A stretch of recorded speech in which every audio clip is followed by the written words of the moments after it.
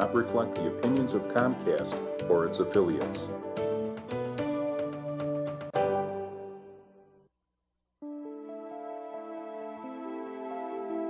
InnerQuest explores various pathways through which you can connect with the infinite wisdom of the universe and apply it to personal, professional, and spiritual growth. This program, featuring accomplished practitioners, educators, and authors, is provided by Infinity Foundation, an innovative center for holistic studies and research. We invite you to share this journey with us. Hello, welcome to InnerQuest. My name is Jay Stone, your host for today, and our guest is Tim Anstett. Welcome, Tim. Thank you. All right, let me tell you a little about Tim. Tim is a Tao Coach and manages a Chicago homeless prevention program. He has coached high school basketball, facilitated dozens of men's groups, and created and managed a corporate training firm, all of which were very interesting. And before the show, we talked about your work at Steppenwolf in the very, very beginning stages of Steppenwolf. Yeah, it would have been the late 70s when the theater was still in the basement of grade school in Highland Park. Wow. I think on Deerfield Road, actually. So Well, it's a while ago. yeah, but that's the Tao. Well, why don't you tell our audience why you first got into Taoism and the Tao Te Ching? Sure. First of all, it probably goes back 41 years when my first child passed away. Oh. And I began looking at things. Why did this happen? Why did it happen to her? That kind of thing. It took 40 years, though, or not 40, 35 years of just constantly going back and forth through different things: Buddhism, agnosticism, atheism. I read a lot of philosophy as well, and always lurking in the back there was Taoism. And gradually I realized that I had 9 copies, different versions of the Tao. And so I decided one day, a few years ago, I was told that my blood pressure was starting to go up, so I should meditate. And I'm not one to just meditate. It gets boring. So I started deciding, all right, I'm going to read these 9 versions of the Tao. So what I did is I put them out there and I read one chapter, like the first chapter of each of the 9 books, then the next day the second chapter. I did that a couple of times, and then I've continued reading them over and over, 9 versions. Yeah, well, I've got a copy at home, and I probably have worn out five copies of it. Now, our audience may not know what the Tao Te Ching means. Could you translate that title? Sure. Jing means book or classic. First of all, I mean, just like the I Ching, that's the book of changes. Well, Jing is book. Tao means generally way or path. Day, I have noticed in my 9 versions anyway, that there are 3 different versions, 3 different interpretations. Sometimes it's integrity, sometimes it's virtue, and sometimes it's power. Okay. And personally, as I continue looking at that, it's all 3. Okay. Good. And so why have you chosen Taoism over other spiritual or religious practices? First of all, because it doesn't tell me what to do. Every other religion that I've looked at is very much about, there's commandments, there's eightfold paths, there's things you're supposed to do. And generally there's a lot of don't do's. Even in yoga, there's the yamas and the niyamas. The yamas are what you're supposed to do, and niyamas are what you're not supposed to do, yeah. I mean, obviously with Taoism, yes, Taoism is about getting in tune with nature, acting as nature acts.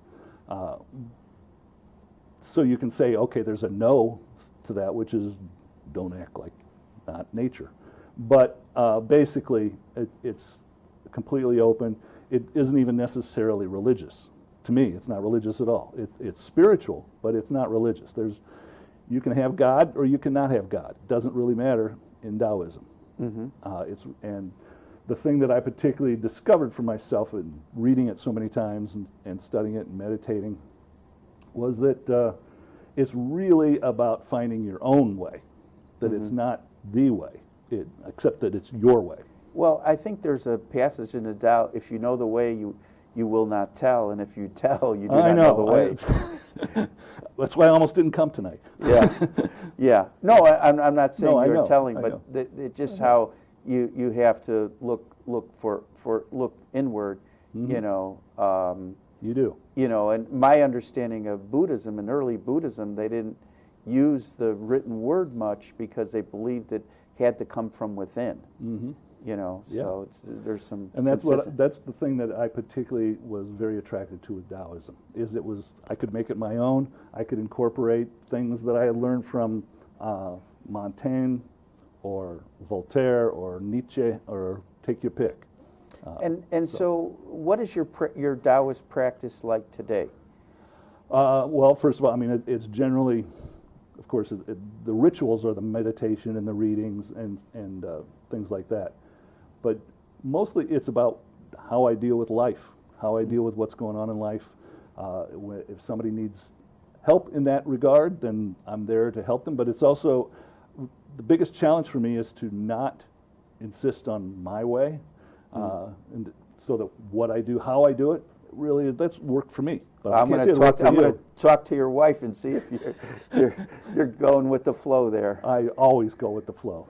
Yeah, and so how did Taoism help you grieve the loss of your daughter?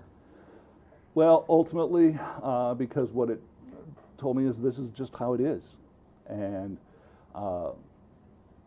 life happens. We all are going to die. It's just that she got chosen a lot earlier than I did, or you did, or most people do. Doesn't mean it wasn't a complete life. It taught me more than anything to appreciate the fact that I got a real gift in that, okay, not only was I there at the conception, but I was there at the birth, and I was there at the entire life, and then I was there at the death. And do you think you'll be reunited in the next life? No, because I don't particularly believe in that stuff. reincarnation. Yeah. Okay. I live my life like I'm reincarnated because I think that helps motivate what I want to do with my life and things and how I treat people. Because the one thing about reincarnation is you're going to come back. It's going to come back to you. Now, I've met a lot of people over the course of the years who have read the Tao Te Ching, who believe the Tao Te Ching, but I don't think I've ever met a Tao master. Have you studied with a master? Have you gone to Asia or anywhere else? No, because in fact I adamantly refused to.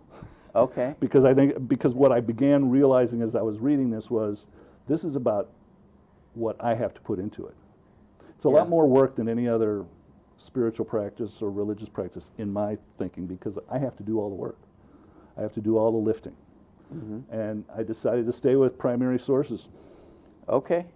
And so how does Taoism influence your work with the homeless? Do you want to tell our audience a little bit about what you do with the homeless first? Sure. And then talk about how your Taoism influences.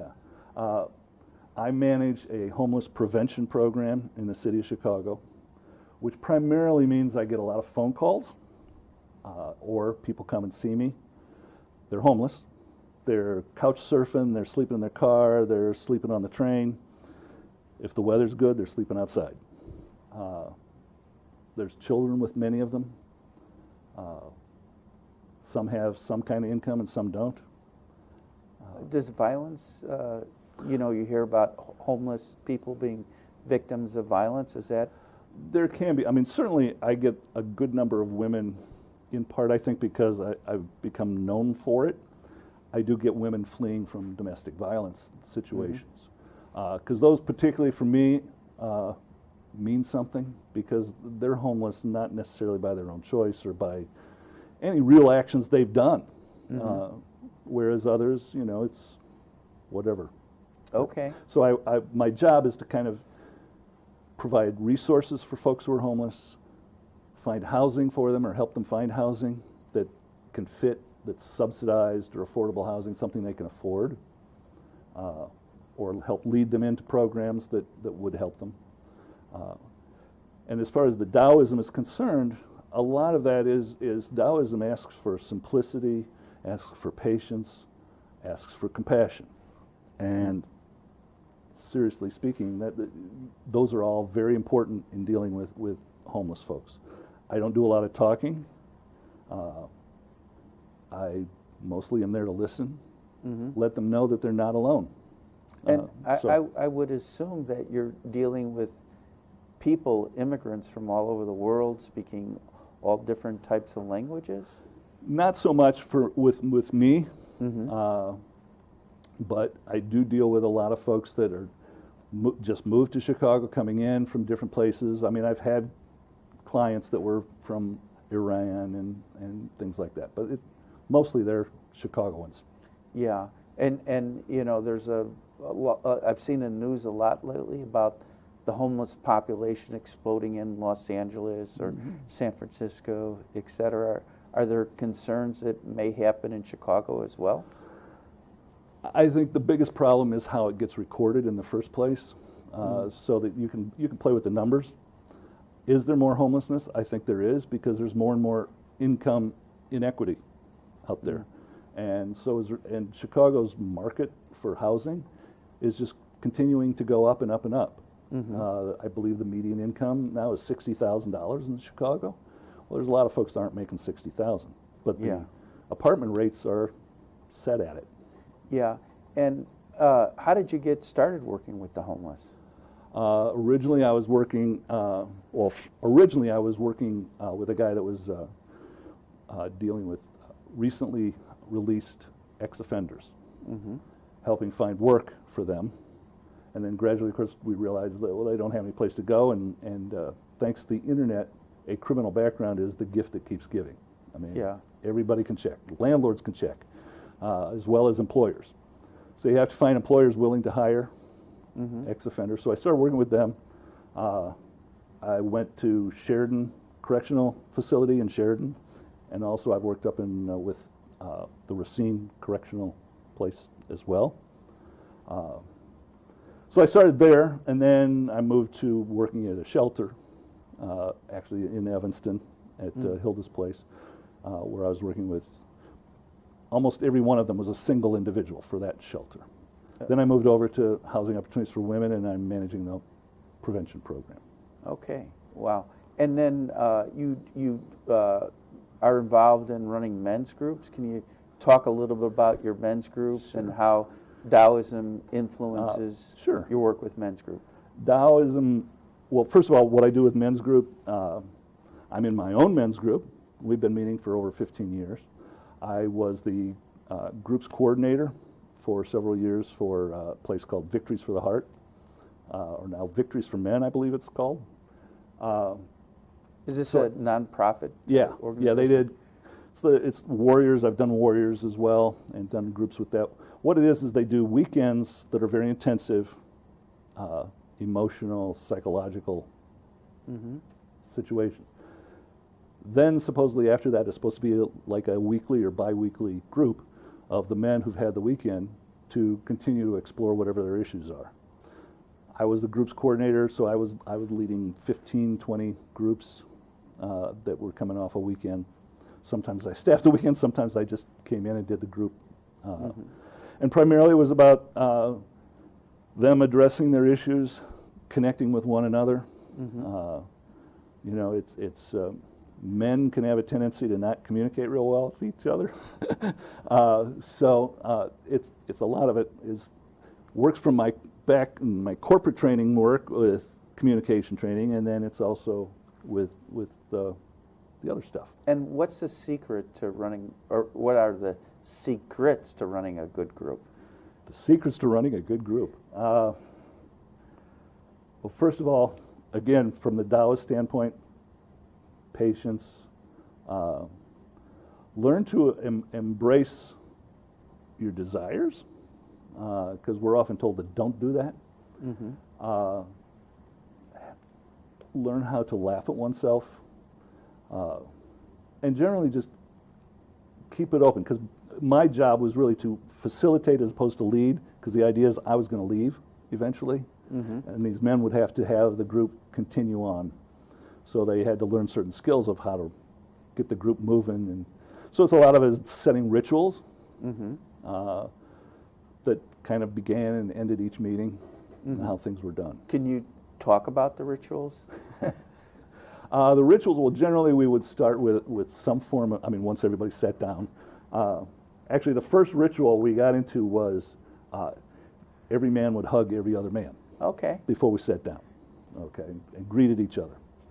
Then we would sit down and we would generally do a guided meditation for a little while. Not real long, but just one to get us present, focused in the moment, and not still caught up in whatever would happen earlier today or last week or even in the drive into the meeting, to get present and focused. And then after that, it's each man is expected to check in and say where he's at and what's he doing, and to take ownership for what he's doing and saying.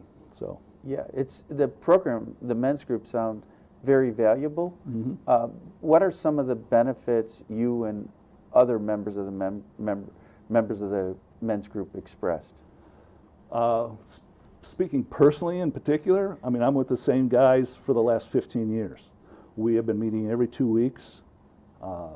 Yes, we've had attrition because time just does that. We've had men move away and all that kind of stuff. But there's at least 4 of us. We meet religiously every 2 weeks. And we and then every few months we go to one of the men's houses in Michigan and we spend an entire weekend working on a particular item. Like we just did one on our shadow that was pretty powerful. Yeah, it sounds to me like the men's group makes you accountable to yourself and to the other members. It's a big piece to it, is being accountable to one another, saying, hey, I'm going to do this, and then actually being called on it at the next meeting. Did you do it? Okay. And then you have a Taoist coaching practice. Yeah. You want to say a few words about that? Primarily, it's taking the Tao and applying it for the individual as to help them find their way. It's not about, again, it's not about my way, it's their way. So it's where do you want to go? Where are you at? What do you want to do? What's burning inside you? That's particularly addressing the 7 desires. I have a book, Laughter and the Tao of Laughter and Desire. We'll get to it. I know. Next question. Okay, I know. But we particularly look at the desires because that's what moves us all forward, to be honest. And do you quote from the Tao during your coaching? If I'm under stress, probably. But no, I mostly I try to stay very much in the moment with the person and what's going on for them. All right. Let me hold up your book and maybe Kathy can get it. Now, before the show, I found your picture or the artwork on your cover very interesting. So can you talk about that? You know, I said, is that you? And you said, yeah. And I said, that's me with my grandson. Yeah. So talk a little about that. Well, again, it's he and I walking at Botanic Gardens. And my wife took a photograph of us from behind, and then that was initially going to be the cover, and then my wife's son connected us with a guy from the Ukraine who did a drawing of it that made it look a lot cooler. Better. Yeah. And so to me, the reason for that picture is it's the Tao of laughter and desire. And if you know 3-year-olds, which is what he was at the time, he's big now, he's 4. But when he was 3, they are a bundle of laughter and desire. I mean, it's I want, and giggle, giggle, giggle. And that's their life. Now, you named your book The Tao of Laughter and Desire. Is that why you chose that title? It was more as I was studying the Tao and really looking at it, and I realized that the 2 biggest motivations, at least for me, because what I wanted to have a life I could embrace. I didn't just want a life. I wanted something that had something to it, and was out there. And what I desire is part of what that embraced life is, what I think is funny is part of that embrace of life. I very much believe in a Buddhist concept, which is to participate joyfully in the sorrows of the world. And that's certainly homeless prevention, that's men's group, and that's Taoism. Okay. Now, sometimes life isn't funny. Are there times when laughing is disrespectful? Of course it is. Of course it Yeah. is. But I find that even one of the things that I find, like when I'm working with homeless folks and they're crying, because I get tears. Of course. Is sometimes just to kind of like lighten the mood. I'm not saying, oh, two guys walked into a bar. Not that kind of lightening the mood, but just to lighten it, to understand that even in the worst times, they've got a little kid that's goofing around, or that, whatever it is, to find something to recognize that there's a reason to keep going. Because I, personally, with many of the folks that I deal with on a more day-to-day basis, they're struggling to just even see a reason for why they're there in life, and to let them remember that life is kind of goofy sometimes too, even at the worst times. Yes. Now, is my understanding that the homeless population has a high degree of mental illness? Have you noticed that as well? There's an increasing diagnosis of mental illness. I have a feeling that 50 years ago there was just as much mental illness, it just wasn't being diagnosed. Because it's getting masked by alcoholism or drug addiction, things like that. Or we didn't talk about it. We didn't talk about it, yeah. I mean, we didn't talk about it. So there is some significant mental illness that's involved. And frankly, like when I was working in a shelter and we would do an intake for somebody who has been homeless, and I'd ask them, how you doing mentally? What's going on? And they go, well, I'm a little depressed. And I'd lean into it and go, of course you are. You're homeless. Yeah. I mean, which also was a way to kind of lighten it for them as well. I mean, I wasn't, adamant, of course you are, but so much as yes, this is a depressing thing. Recognize it, because sometimes it's trying to deny that depression that works even worse. Okay. And what does the Tao say about resisting your desires? It says a lot, but it also says, one of the things that they ask you to do is to desire to be desireless, which is a desire. What I found for myself in going through it is really, Tao is a lot about following nature's natural courses. Nature has a lot of desire in there. And so my sense of the way the life goes is that too many places are trying to repress those desires, hold them back, and then what happens? They explode, they go crazy. Well, I think the repression of desires really starts with young kids. Quite often. And some of it's to protect the children, obviously, but others is more power and control struggle. It is, without a doubt. Yeah, I can't deny that at all. But I do find that what one of the things that I teach that's in the book as well is know what those desires are. Know where they come from, and then be able to put them aside. It's yes, we have sexual desire. Yes, we have desire for safety and security. Yes, we have desire to see beauty. Yes, we have desire for wisdom and truth. But it doesn't have to dominate us.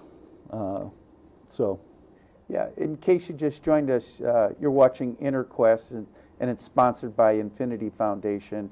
And you can find Infinity Foundation on the web, and there's great courses for children, adults, whatever you want to do, continuing learning, great exercise classes, yoga, etc. So please visit Infinity Foundation.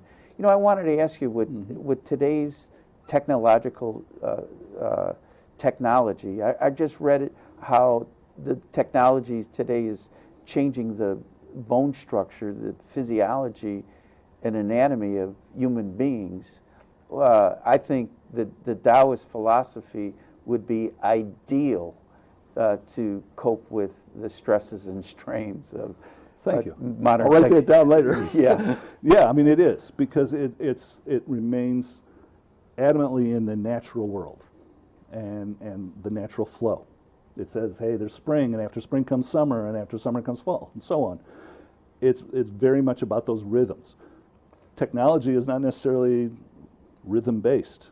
I mean, I'm just hearing recently that they have to teach cursive writing because most kids don't know how to read or write cursively. I heard they were just going to just stop it altogether. But then suddenly they decided to apparently do it again in the 5th grade or something. I don't know. But they Yeah. said the only time they see cursive writing is when their grandmother sends them a card. Uh-huh. Yeah. So, All right.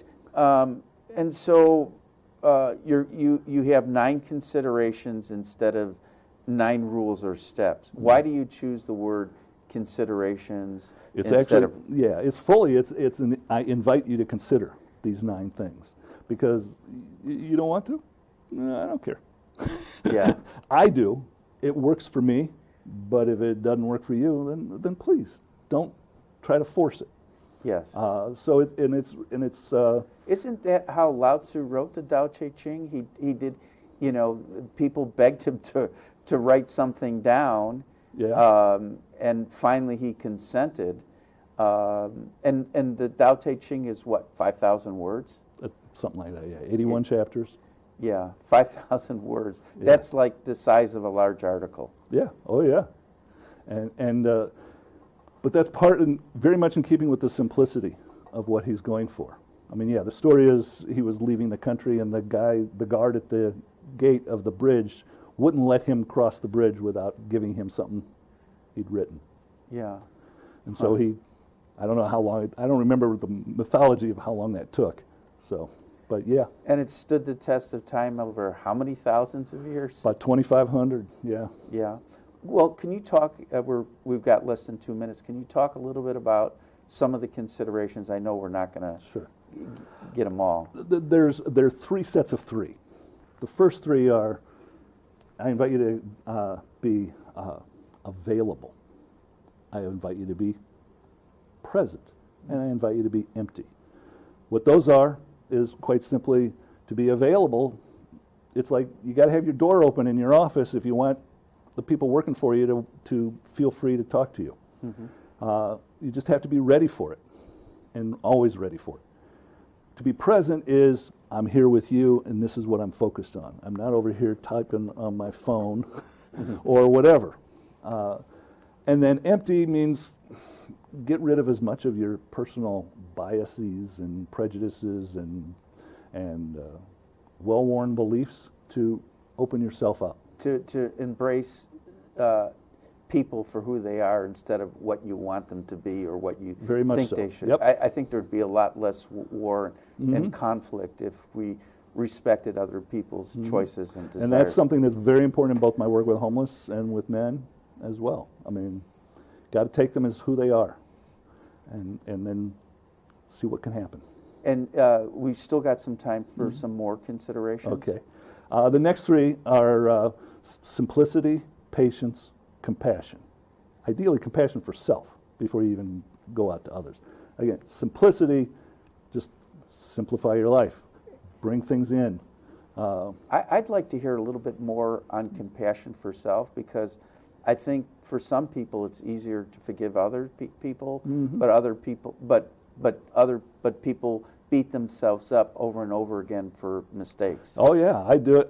I've done it many times. It's a challenge because, first of all, I want to be as good as I can be, and so if I slip or it doesn't work, it's a problem. So to be able to say yes, it's okay, it's all right.